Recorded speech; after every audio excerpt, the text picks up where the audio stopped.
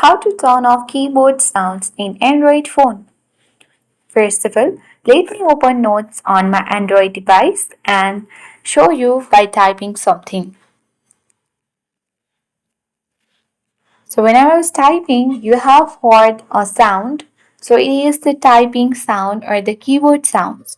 So if you don't want that keyboard sounds and want to turn it off, you simply need to select the settings on this keyboard, and this will let you access to the settings page where you have to select preferences, and under this preferences you will see key press option. Under that there is the option of sound on key press.